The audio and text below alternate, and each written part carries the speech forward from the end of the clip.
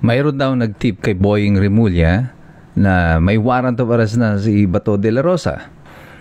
Anong implikasyon yan sa katatayuan ng mga kaso ngayon sa ICC at sa estado ng hustisya dito sa ating bansa? Ito po muli si Attorney Mike Operario at pag-uusapan natin yan sa araw na ito. Kagabi lang naglabas po ako ng video tungkol sa di umano'y pagkaka-issue ng warrant of arrest kay Bato de la Rosa ng ICC. Na hindi pa nga ito kumpirmado nung panahon na yon, pero kumakalat na itong balita. At kaya pala kumakalat ito, kanina napanood ko yung video, that it was Boying Remulla himself who stated in an interview na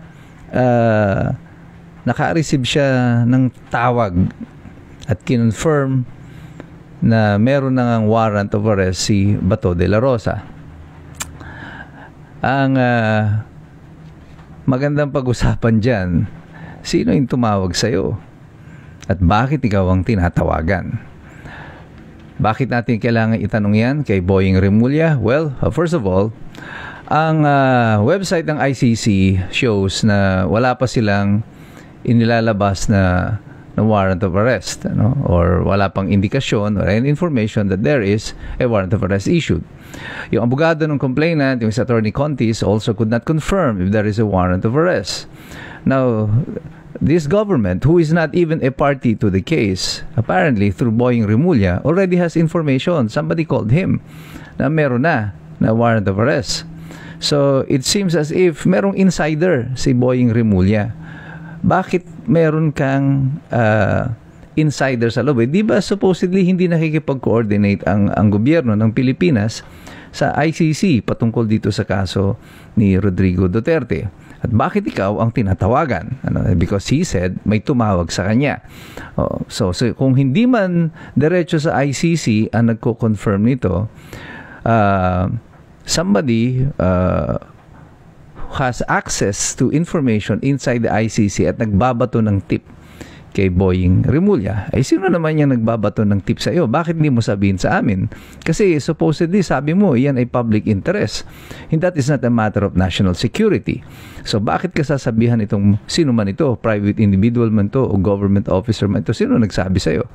Well, si Trillanes ba yan? Kaya hindi mo sinasabi yung kanyang identity? Walang rason para hindi mo sabihin yan. Kung si Trillanes man yan, another question is, anong kaugnayan ninyo kay Trillanes? Officially, anong kaugnayan ng gobyerno kay Trillanes? And that will answer a lot of questions. Pag sinagot mo yan, mas marami pang mga tanong o mga tanong ang mabibigyan ng kasagutan tungkol sa naging kaugnayan ng pamahalaan nito sa pagkaka-aresto kay Rodrigo Duterte. Kasi of all people, why will you call ombudsman, the ombudsman, si Remulla? Well, si Remulla is not the DOJ secretary. At kung magkakaroon man ng extradition, it will not be his call. It will be the call of the DOJ secretary, who is not him anymore, na magfa-file ng extradition request at hindi ang ombudsman. Wala nang kinalaman ng ombudsman dito. Pero bakit siya ang tinatawagan? Well, di ba? Your guess is as good as mine. Ika nga. Pero I think alam na ng taong bayan yan. Alam naman ng lahat noon na sa pagkaka-aresto ni Rodrigo Duterte, hindi naman na talaga totoong walang partisipasyon yung gobyerno. It was the government who made it possible na arestuhin si Rodrigo Duterte.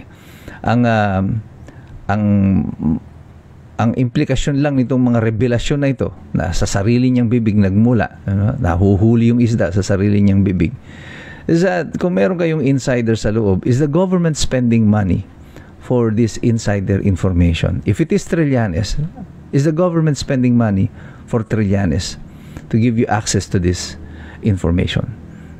That is a matter of national interest also, na i-reveal nyo itong mga bagay na ito sa publiko.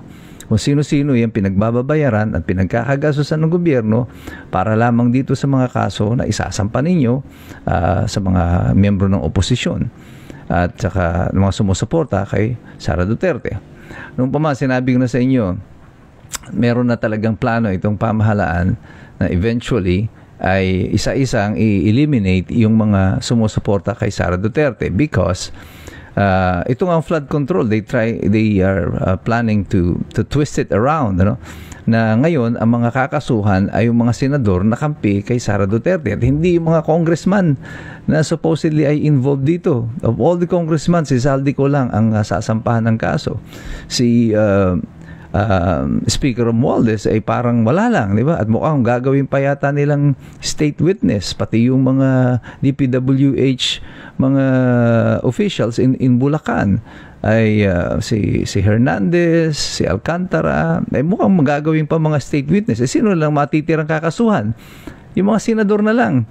Nasaan na yung 67 contractor na sinasabi ni Ping Lacson?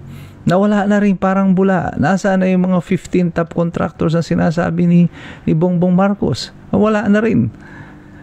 Ngayon, kitang-kita ng taong bayan kung paanong ipinipihit ngayon itong investigasyon na ito sa flood control to benefit still the administration, because ang tatargetin na nila ngayon ay yung mga senador na kampi kay Sara Duterte para kapag inulit nila yung impeachment sa 2026 ay magkakaroon na sila ng bilang. You see, the people have already spoken in the last election na ayaw nilang ipatanggal si Sara Duterte kasi alam nila na pag binoto nila yung mga tao na sumusuporta dito sa administrasyon, ang target nila is to have sufficient number in the Senate para to remove Sara Duterte by way of impeachment. The people have spoken through their ballots na ayaw nila itong style na ito ng pamahalaan, and they have placed enough senators in the Senate to thwart any attempt na tanggalin si Sara Duterte by virtue of an impeachment. And now this administration is trying to eliminate and destroy and to subvert the will of the people by eliminating yung mga senador na palagay nila ay kakampi kay Sara Duterte in the event of an impeachment. Kaya makita ninyo itong flood control, biglang pumihit ang target ngayon. Yung mga sumusuporta kay Sara Duterte, Villanueva, Jinggoy, Chis Escudero. And now, kasama na rin si Bongo doon sa kanilang iniimbestigahan dito sa flood control. Punta sila ng punta sa Davao, hanggang sa pati si Mayor Magalong na nag-resign na biglang naandun. Pero pag-uusapan natin si Mayor Magalong and the other politicians involved here in a separate discussion.